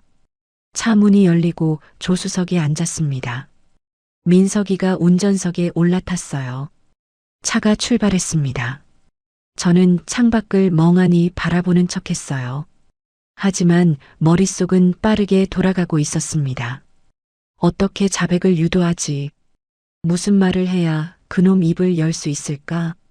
장모님, 어제 왜 그러셨어요? 갑자기 도망가시고. 민석이가 물었습니다. 목소리는 부드러웠지만 눈빛은 날카로웠어요. 백미러로 저를 훔쳐보고 있었습니다. 잘 모르겠어. 무서웠어. 왜 무서웠는지는 기억이 안 나. 저는 고개를 저으며 대답했습니다. 민석이의 입꼬리가 살짝 올라갔어요. 안심한 표정이었습니다. 요즘 많이 힘드시죠? 소영이 없으니까. 민석이가 말했습니다. 소영이 이름이 나오자 심장이 덜컥했어요. 하지만 티내지 않으려고 애썼습니다. 소영이가 보고 싶어. 근데 소영이가 어디 갔지? 저는 일부러 헷갈리는 척했습니다. 눈동자를 이리저리 굴리고 손가락으로 허공을 더듬었어요. 민석이가 한숨을 쉬었습니다. 돌아가셨잖아요. 교통사고로. 6개월 전에요. 아, 맞아. 사고가 났지. 불쌍한 내 새끼. 저는 눈물을 글썽였습니다. 연기가 아니었어요. 진짜 눈물이었습니다. 딸 생각에 가슴이 찢어졌어요. 소영아, 엄마가 복수해줄게. 조금만 기다려. 근데 민석아, 저는 조심스럽게 입을 열었습니다. 심장이 미친 듯이 뛰었어요. 소영이 차가 왜 고장 났을까? 새 차였는데. 민석이의 어깨가 살짝 굳어졌습니다. 핸들을 잡은 손에 힘이 들어갔어요. 저는 그 반응을 놓치지 않았습니다. 글쎄요. 불량이었나 봐요. 민석이가 대답했습니다. 목소리가 조금 딱딱해졌어요. 누가 그러던데. 브레이크가 이상했대. 저는 슬쩍 떠보았습니다. 민석이가 백미러로 저를 쳐다보았어요. 그 눈빛이 차가워졌습니다. 누가 그래요? 몰라. 기억이 안 나. 누가 그랬는지. 저는 얼버무렸습니다. 민석이가 다시 전방을 바라보았어요. 하지만 분위기가 달라졌습니다. 긴장감이 감돌았어요. 차가 어느새 도심을 벗어나고 있었습니다.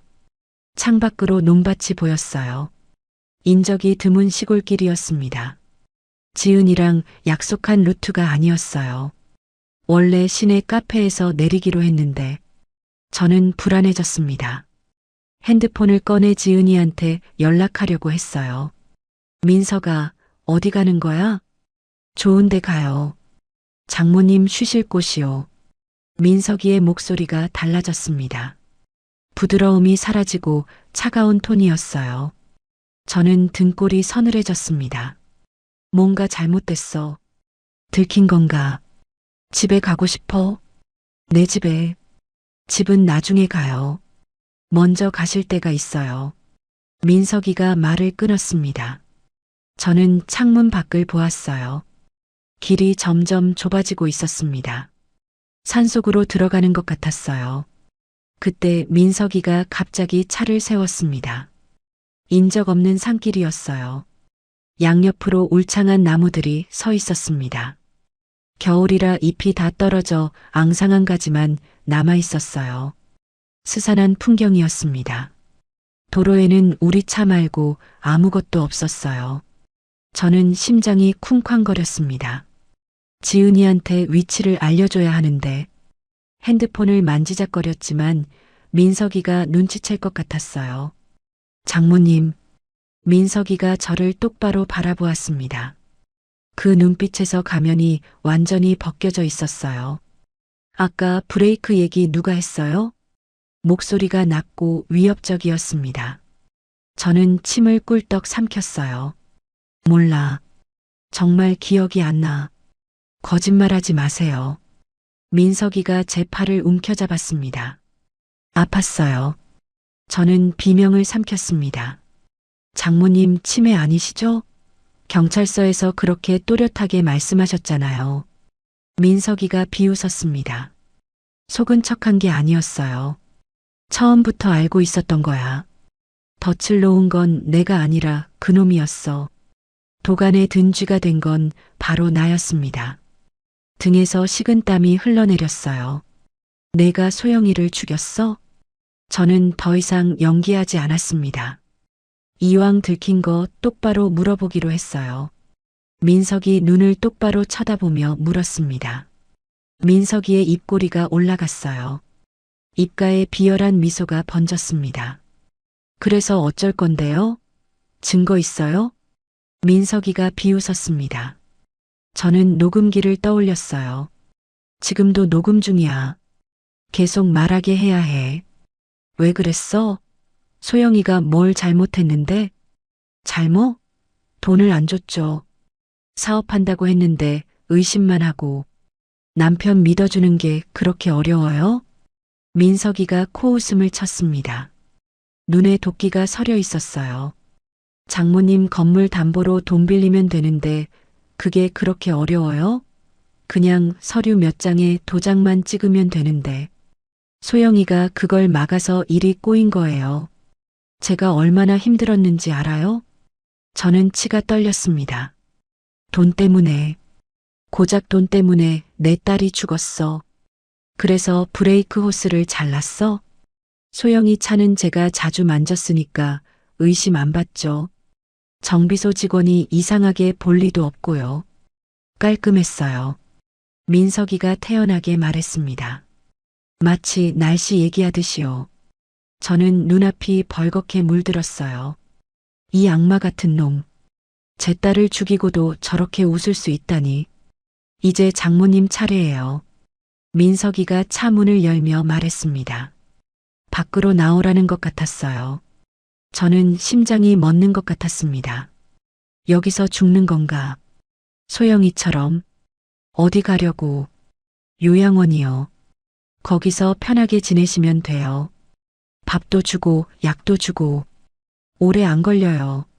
한두 달이면 끝나요. 민석이가 웃었습니다. 그 웃음이 소름 끼쳤어요. 차가운 악마의 웃음 그 자체였습니다. 저는 녹음기가 제대로 잘 작동하고 있기를 빌었습니다. 제발, 제발, 이 모든 게 녹음되고 있기를.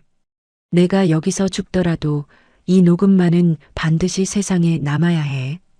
민석이가 차에서 내려 제 쪽 문을 열었습니다. 팔을 붙잡고 억지로 끌어내렸어요. 소나기에 힘이 들어가 팔뚝이 아팠습니다. 저는 비틀거리며 차 밖으로 나왔어요. 발밑에 낙엽이 바스락거렸습니다. 주위는 온통 나무뿐이었어요. 겨울이라 잎이 다 떨어진 앙상한 나무들이 마치 묘지의 비석처럼 서 있었습니다. 소리를 질러도 아무도 들을 수 없는 곳이었어요. 차가운 바람이 뺨을 스쳤습니다. 여기서 뭐 하려고? 저는 떨리는 목소리로 물었습니다. 민석이가 트렁크를 열었어요. 안에서 삽을 꺼냈습니다. 녹슨 쇠삽이었어요. 저는 심장이 철렁 내려앉았습니다. 저걸로 뭘 하려는 거야? 설마. 온몸에 소름이 돋았어요. 원래 요양원 데려가려고 했는데 계획이 바뀌었어요. 민석이가 삽을 들고 저를 바라보았습니다. 눈빛이 차갑게 빛났어요. 삼날에 햇빛이 번뜩였습니다. 장모님이 자꾸 문제를 일으키시니까 깔끔하게 정리해야겠어요. 여기다 묻어버리면 아무도 못 찾아요. 저는 뒤로 물러섰습니다. 다리가 후들거렸어요. 도망쳐야 해. 하지만 어디로? 사방이 산이었습니다. 길도 없고 인가도 없었어요. 72살 늙은 다리로 뛰어봤자 금방 잡힐 거예요. 저는 절망감에 휩싸였습니다. 민석아, 제발. 나한테 이러지 마. 내가 뭘 잘못했어. 평생 너한테 잘해줬잖아. 아들처럼 대했잖아. 저는 애원했습니다. 눈물이 흘러내렸어요. 두 손을 모으고 빌었습니다. 하지만 민석이는 표정 하나 바뀌지 않았어요. 마치 돌덩이를 보는 것 같았습니다. 장모님이 조용히 계셨으면 이렇게까지 안 했어요. 왜 자꾸 도망치고 경찰에 가고 일을 키워요? 민석이가 한 걸음 다가왔습니다. 저는 또 한 걸음 물러섰어요. 등 뒤에 나무가 닿았습니다. 더 이상 물러설 곳이 없었어요. 소영이는 어떻게 된 거야? 마지막으로 말해줘. 내 딸이 어떻게 죽었는지 알고 싶어. 저는 시간을 끌었습니다. 조금이라도 더 버텨야 했어요. 녹음기가 돌아가고 있으니까 한마디라도 더 받아내야 해. 민석이가 비웃었습니다. 말해드렸잖아요. 브레이크 호스 잘랐다고. 깔끔하게 사고사로 처리됐죠. 경찰도 전혀 의심 안 했어요. 소영이가 돈만 줬으면 안 그랬을 텐데. 자기가 자초한 거예요. 내가 인간이야? 어떻게 아내를 죽일 수가 있어? 저는 울부짖었습니다. 목이 찢어지는 것 같았어요. 민석이가 어깨를 으쓱했습니다. 사랑한 적 없어요. 처음부터 돈 때문에 결혼한 거예요. 장모님 건물이 탐났거든요. 시장 상가 건물 5억짜리. 그거면 빚 갚고도 남죠.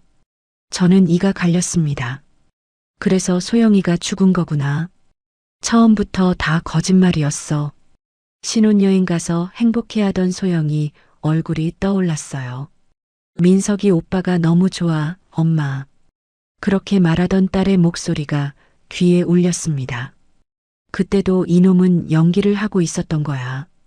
내 딸을 속이고 이용했어. 민석이가 삽을 들어 올렸습니다. 햇빛에 삼날이 번뜩였어요. 저는 눈을 질끈 감았습니다. 온몸이 얼어붙었어요. 소영아, 엄마가 곧 갈게. 미안해. 복수 못해줘서. 엄마가 바보였어. 그놈을 믿은 엄마가 바보였어. 그때였습니다.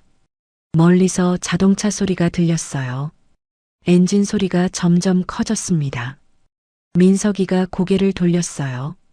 산길 아래쪽에서 차 한 대가 먼지를 일으키며 올라오고 있었습니다. 비포장 도로라 흙먼지가 자욱했어요. 저는 눈을 크게 떴습니다. 누군가 온다. 민석이의 얼굴이 굳어졌어요. 당황한 표정이었습니다. 삽을 든 손이 떨렸어요. 누구야? 왜 여기까지? 차가 가까이 다가왔습니다. 낡은 흰색 경차였어요. 저는 그 차를 알아보았습니다. 지은이 차였어요. 어제 타고 온 바로 그 차? 어떻게 여기를? 심장이 미친 듯이 뛰었습니다. 차가 급정거하며 멈췄습니다. 브레이크 소리가 날카롭게 울렸어요. 지은이가 뛰어내렸습니다.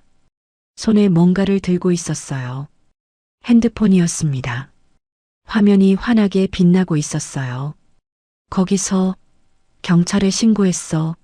10분 안에 도착해. 지은이가 소리쳤습니다. 목소리가 떨리면서도 단호했어요. 민석이가 지은이를 노려보았습니다. 넌 또 뭐야?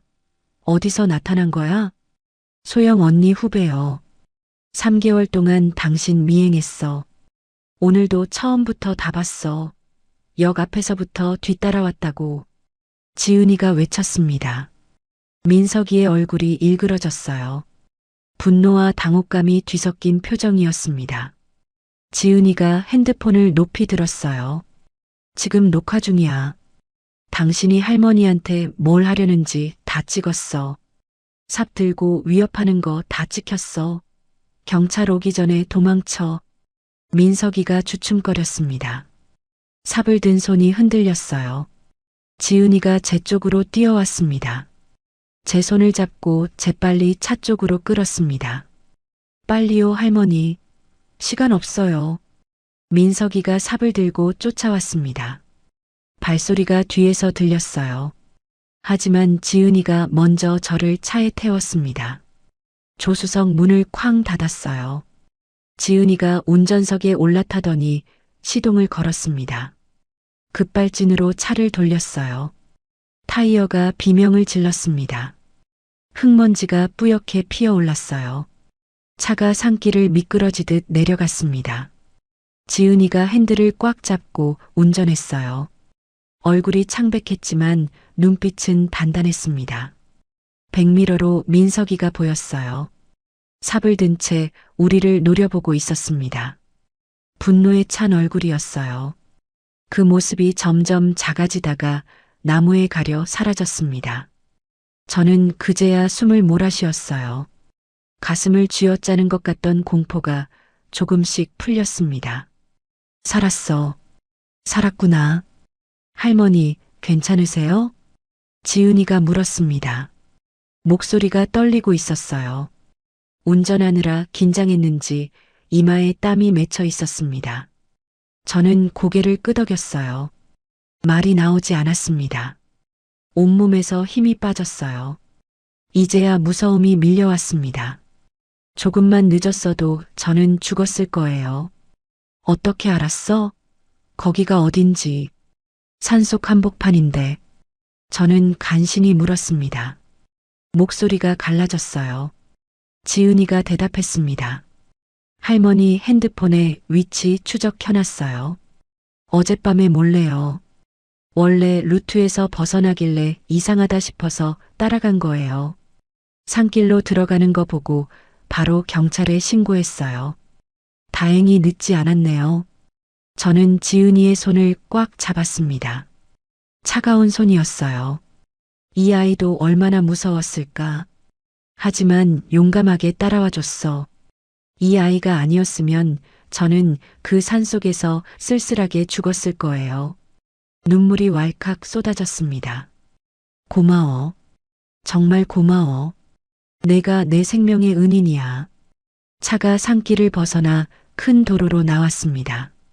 저 멀리서 경찰차 사이렌 소리가 들려왔어요. 빨간 불빛이 반짝이며 이쪽으로 오고 있었습니다. 두 대가 나란히 달려오고 있었어요.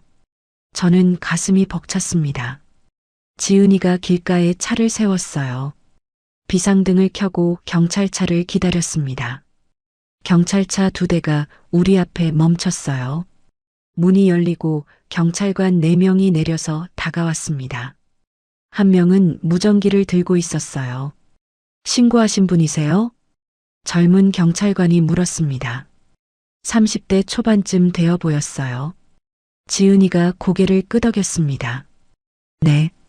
저희 할머니가 사위한테 납치당했어요. 살해 협박도 받았고요. 삽을 들고 위협했어요. 경찰관의 표정이 심각해졌습니다. 경찰관이 저를 바라보았습니다. 저는 떨리는 손으로 옷 안쪽을 더듬었어요. 속옷에 테이프로 붙여놓은 녹음기를 떼어냈습니다. 빨간 불이 여전히 깜빡이고 있었어요. 녹음이 계속되고 있었던 거예요. 다행이다. 정말 다행이야. 여기에 증거가 있어요. 저는 녹음기를 경찰관에게 건넸습니다. 목소리가 떨렸어요. 손도 바들바들 떨렸습니다. 제 사위가 제 딸을 죽였다고 자백했어요. 차 브레이크 호스를 잘랐대요. 저도 죽이려고 했고요. 여기다 묻어버리겠다고 했어요. 다 녹음돼 있어요. 한마디도 빠짐없이요. 경찰관의 눈이 커졌습니다.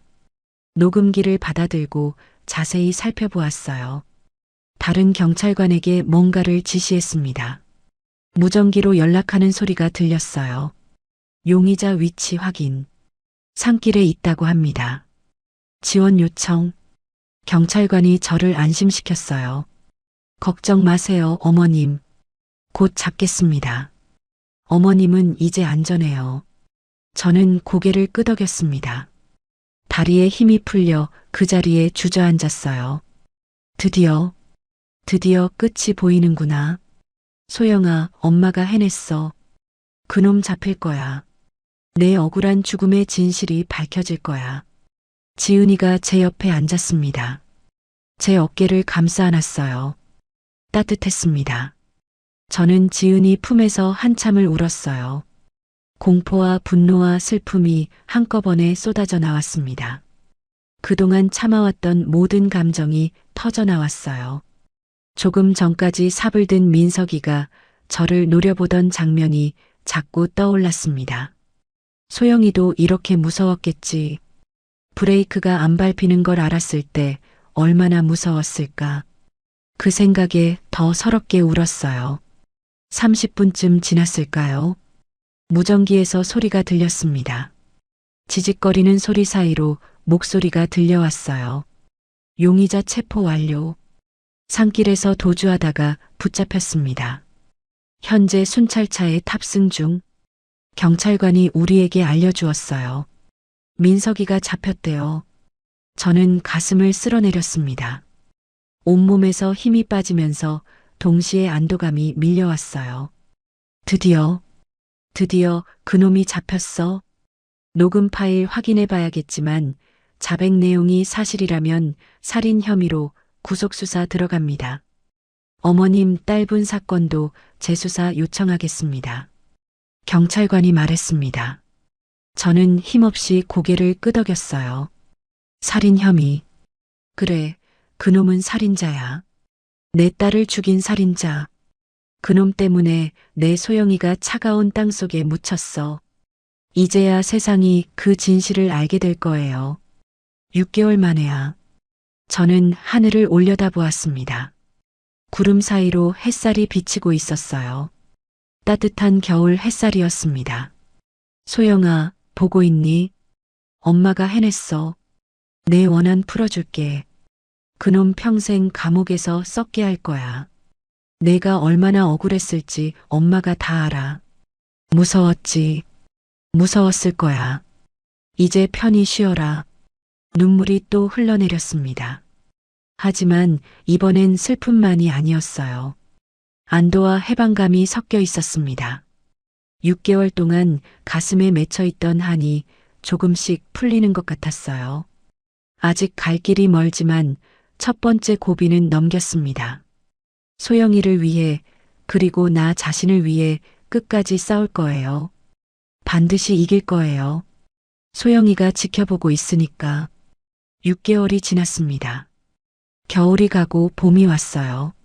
앙상하던 나뭇가지에 연두색 새싹이 돋아나고 거리에는 벚꽃이 흐드러지게 피었습니다.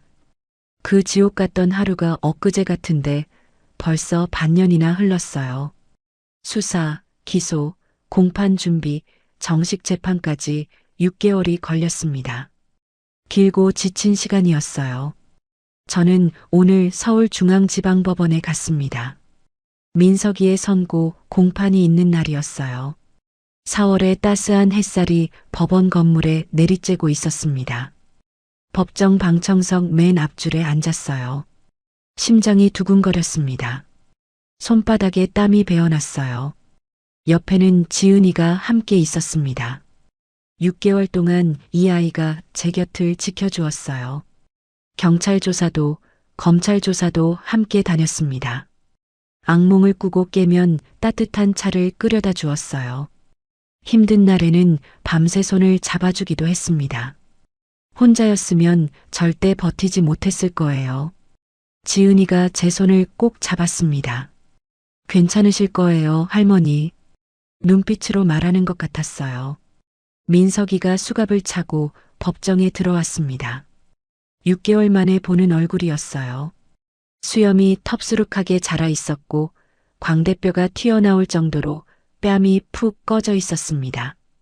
눈 밑에는 짙은 다크서클이 내려앉아 있었어요. 머리카락도 듬성듬성 빠져 있었습니다. 예전에 말쑥하고 다정해 보이던 모습은 온데간데 없었어요. 한때 아들처럼 여겼던 사람입니다. 명절마다 용돈도 주고 맛있는 것도 해먹이고 소영이 잘 부탁한다고 신신당부했었죠.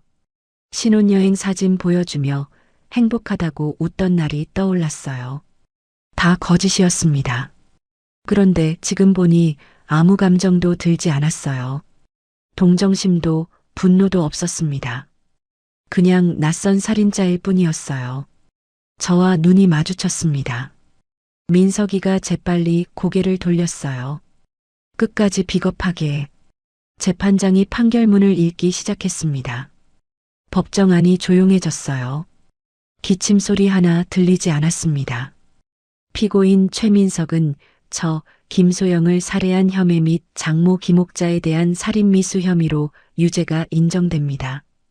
제 녹음 파일이 결정적 증거가 되었어요.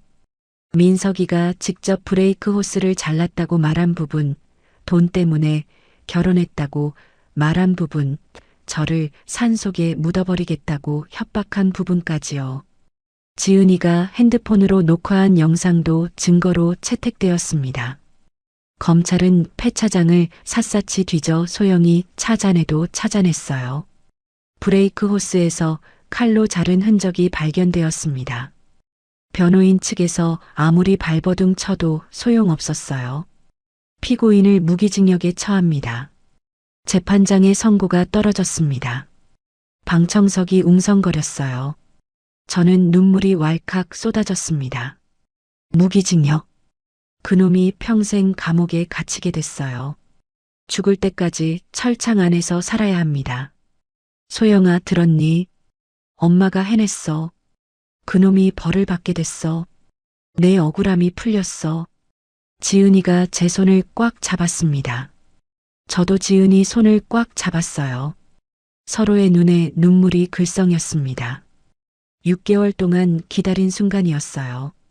이 순간을 위해 버텨왔습니다. 민석이의 얼굴이 일그러졌어요. 벌떡 일어나 뭐라고 소리쳤습니다. 억울하다는 말이 들렸어요. 제가 함정에 빠뜨렸다고 악을 썼습니다. 하지만 교도관 2명이 양팔을 붙잡고 끌어냈어요. 민석이가 발버둥 치며 저를 노려보았습니다. 증오에 찬 눈빛이었어요. 그 눈빛이 저를 꿰뚫는 것 같았습니다. 하지만 더 이상 무섭지 않았어요. 저 눈빛이 더는 절 해칠 수 없으니까요. 철창 안에 갇힌 짐승일 뿐이에요. 철문이 쾅 닫히는 소리가 울렸습니다. 이제 정말 끝이었어요. 법원을 나오니 봄바람이 불어왔습니다. 따뜻했어요. 벚꽃 꽃잎이 바람에 날려 눈처럼 흩날렸습니다. 저는 크게 심호흡을 했어요. 6개월 동안 가슴을 짓누르던 무거운 돌덩이가 내려간 것 같았습니다. 하늘이 높고 파랬어요. 어제까지만 해도 회색빛이던 세상이 오늘은 색깔이 돌아온 것 같았습니다. 할머니, 끝났어요. 드디어 다 끝났어요. 지은이가 제 손을 꼭 잡았습니다. 눈가에 눈물이 글썽였어요. 이 아이도 3개월 동안 민석이를 미행하며 고생했죠. 경찰에 무시당하고 혼자 증거 모으고 저를 구하러 산소까지 달려왔어요. 저는 지은이를 꼭 안아주었습니다. 고마워. 내가 없었으면 오늘 이 자리에 못 왔을 거야. 그 산속에서 죽었을 거야. 저야말로요. 소영 언니 원수 갚아서 속이 시원해요. 우리는 법원 계단에 서서 한참을 부둥켜 안고 울었습니다. 지나가는 사람들이 쳐다보았지만 신경 쓰지 않았어요. 일주일 뒤 저는 소영이 묘지를 찾았어요. 지은이와 함께였습니다. 버스를 2번 갈아타고 1시간 반을 달려 경기도 외곽 공원묘지에 도착했어요. 4월의 햇살이 따사롭게 내리쬐고 있었습니다. 꽃집에서 해바라기를 샀어요. 밝고 큰 해바라기 5송이였습니다. 소영이가 어릴 때부터 좋아하던 꽃이었어요. 해처럼 밝게 웃는 꽃이라고 했었죠. 5살 때 유치원에서 해바라기 그림을 그려온 적이 있어요. 엄마, 이거 해바라기야. 나도 이렇게 밝게 웃을 거야. 그때 소영이 목소리가 아직도 귀에 생생합니다. 공원묘지 언덕을 올라갔어요. 봄이라 잔디가 파랗게 자라 있었습니다. 민들레가 노랗게 피어 있었어요. 소영이 묘 앞에 섰습니다. 묘비에 이름이 적혀 있었어요. 김소영, 1989년에서 2024년, 35살에 세상을 떠난 제 딸. 한창 꽃다운 나이에 남편 손에 죽었습니다. 저는 묘비 앞에 무릎을 꿇었어요. 풀이 축축했지만 신경 쓰지 않았습니다. 해바라기를 내려놓고 묘비를 쓰다듬었어요. 차가운 돌이었지만 딸을 어루만지는 것 같았습니다. 소영아, 엄마 왔어.